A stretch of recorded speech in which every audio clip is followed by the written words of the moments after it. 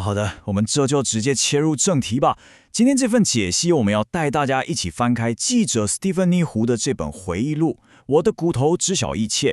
说真的，这本书非常动人，而且充满了力量。我们要在接下来的时间里，跟着他的脚步，走一趟他从复杂性创伤后压力症候群，也就是所谓的 CPTSD 里头，一路艰辛复原的旅程。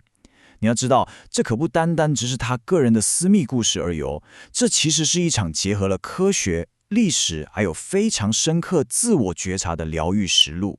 为了让我们能更有系统地走完这趟旅程，我们会用到一个叫做 APAG 的核心架构，也就是第一，觉察创伤根源并为痛苦命名；第二，重塑观点来探讨跨世代创伤；第三，采取行动实践以修复关系；最后，则是成长，夺回生命的主导权。这就是我们今天的蓝图啦。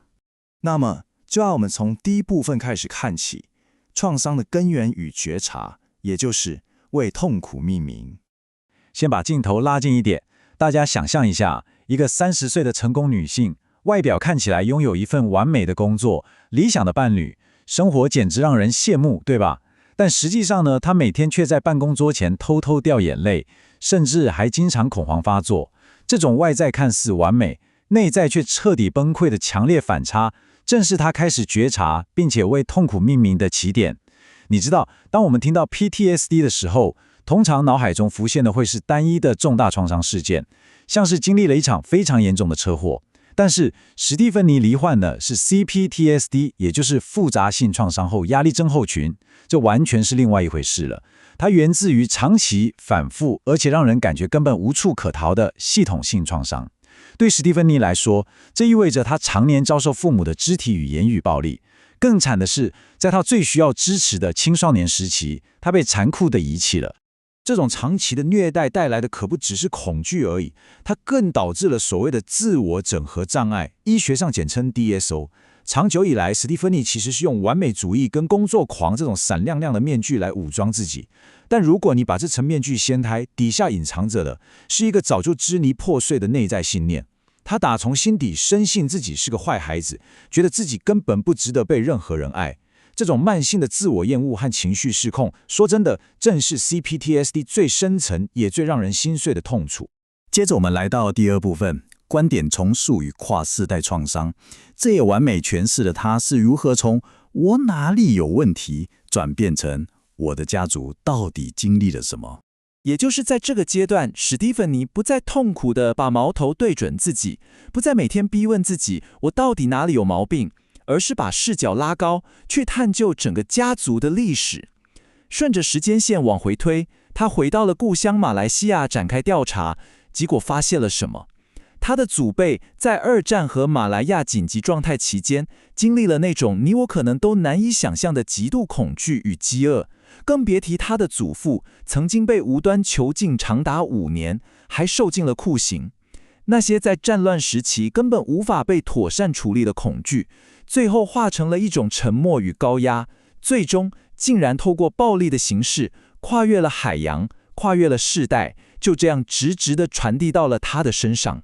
这边就必须要提到一个超级引人入胜的科学概念了，也就是表观遗传学。简单一点讲，严重的创伤经验虽然不会去改写你原本的 DNA 字母序列，但它确实会改变基因的表现方式。比方说，它会改变你身体分泌压力荷尔蒙的机制。而且重点来咯，这是有可能遗传给未来的世代的。当然啦，科学界现在对这种传递方式还有很多热烈的辩论，大家还在讨论这到底纯粹是生物学机制呢，还是有受到社会结构跟环境的影响？不过，不管结论是什么，这个科学视角的出现，对史蒂芬妮来说绝对是意义非凡的。书里有一段话真的是超级震撼，他是这么写的：我的每一个细胞都充满了世世代代的创伤密码，我的身体全都记得了。各位可以想象一下那个画面吗？当 Stephanie 拥有了这个宏观的历史和科学新观点之后，她终于能够长长的吐出一口气，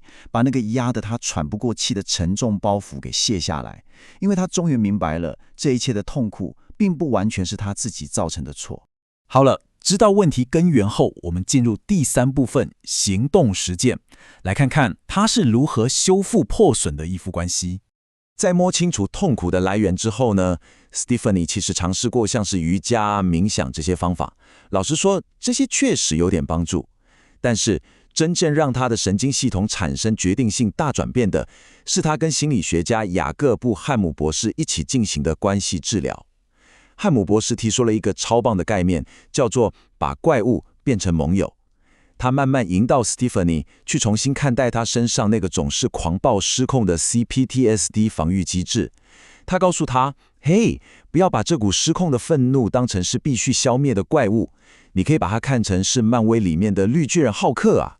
这其实是你童年时期为了让你在那种地狱般的生活里活下来而诞生的一位超级英雄呢。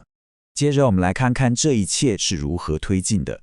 在实际的治疗步骤里，汉姆博士非常特别，他刻意不回避在治疗过程中跟史蒂芬妮产生摩擦，相反地，他主动去拥抱这些关系里的小小破裂，借由这些摩擦带着他进行躯体再养育。意思就是用成年人的慈悲去安抚心里那个受惊吓了内在小孩，并且在冲突发生的当下，时时练习怎么去修复它。天哪，这对一个极度害怕被抛弃的 CPTSD 患者来说，是多么勇敢的一步啊！说到这里，我要稍微放慢一下语速了，因为这绝对是今天这份解析里头最让人觉得温暖的一个核心讯息了。大家要知道，所谓的疗愈，绝对不是说你从此就要变成一个完美无瑕的人，或者你的感情关系从此再也不会有任何争吵，完全不是这样的。安全的依附关系，重点永远都在于修复胜过于完美。它其实是在教会我们一件很重要的事：偶尔的吵架或摩擦，并不代表你又要被抛弃了。只要双方都有能力在关系破裂之后，一起把信任感重新建构起来，这就是一段真正安全的关系。最后，我们来到了第4部分，成长。这关乎于如何设立界限，以及夺回生命的主导权。随着安全感一点一滴地建立起来，史蒂芬妮开始采取了非常具体的行动来确立她个人的自主性，并且死命地保护她好不容易才建构出来的内在安全空间。她做出了几个非常艰难，但真的是无比勇敢的决定。她为自己划定了一条严格的界限，彻底切断了跟那些曾经施虐的父母还有有毒亲戚的联系。不仅如此，她还果断地拒绝了传统孝道硬压在他身上的那种罪恶感。各位，有时候真正的疗愈跟成长，就是得要这么勇敢的从传统的期待里面抽身出来。你必须先拯救你自己，才能把人生的绝对主导权给夺回来。走到这趟旅程的尾声，投影片上的这段话可以说是为他的故事下了一个最完美的注解了。疗愈从来不是抹除过去，而是重获生命的主导权，并学会与创伤共舞。透过跟丈夫乔伊还有汉姆博士所建立起来的安全关系，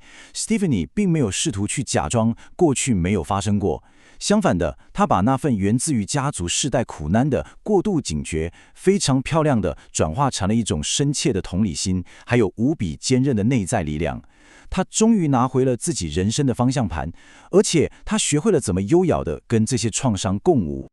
那么，在我们结束今天的解析之前，我想把这个极具启发性的问题留给大家去思考，试着问问自己，你会怎么重新看待你自己的过去呢？